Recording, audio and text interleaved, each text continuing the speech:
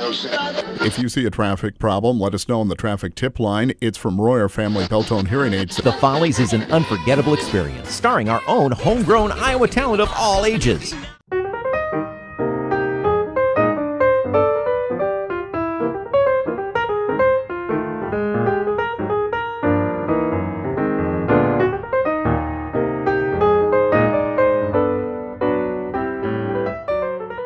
It is said that every person you meet in life is there for a reason.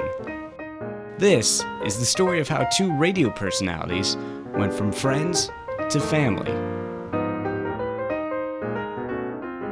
My first ever experience in radio was when I was still in high school, and this was in the Omaha Council Bluffs area. And I was asked to do something. It was some sort of don't do drugs or have a safe prom or something kind of message that they were asking students from all the high schools to do. KCOE, which was a student-run radio station at Coe College here in Cedar Rapids. It was just a 10-watt radio station, so it didn't get very far. It just basically covered the Cedar Rapids area, but it was really good learning experience.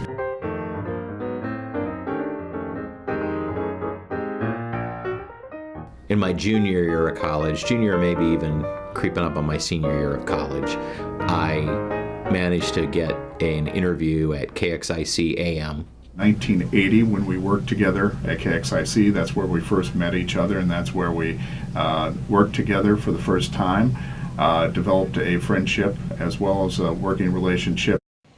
As Randy's friendship with Dennis grew, the doors to a better job opportunity opened up. At that time, the place everybody in radio wanted to be was at WMT, because it had the great history.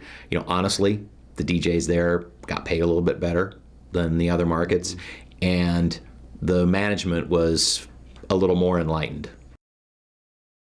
He was currently the program director of WMT FM at the time, 96.5, and they had an opening for somebody just to help out with music and work various shifts, including overnights and weekends, and that's how I got started. And so he was one of the only people I knew in Cedar Rapids. Mm-hmm. So we immediately started hanging out and doing a lot of stuff together.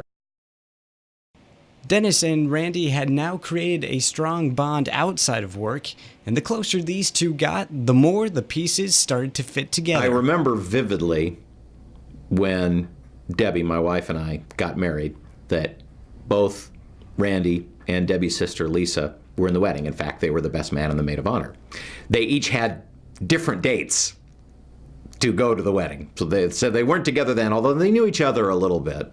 And in the middle part of the 80s, he married his wife, and it just so happened that his wife's sister was available. We got them together the first time, but we didn't push them. We just, look, you guys are, this is either gonna happen or it's not gonna happen. Their relationship was tested when Lisa moved to the other side of the state to take a teaching job, and to be honest, at that point, we kind of thought, this is probably done now. Yeah. But they kept it going through the 2 or 3 years that she was in Spencer, and then when she moved back to take the job in Iowa City, in that school district, then we had a sense, this is probably going to stick, and it did. For the plan yesterday, I'm Randy Lee in the WOC newsroom.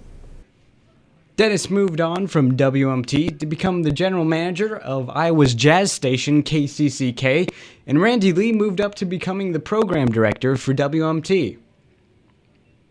But if things didn't turn out the way they did between these two, what might it look like? I think we'd be good friends even if we weren't related. Although that certainly makes it a lot easier to hang out when you've got all the holidays already planned out for you, that you know that you're going to be together.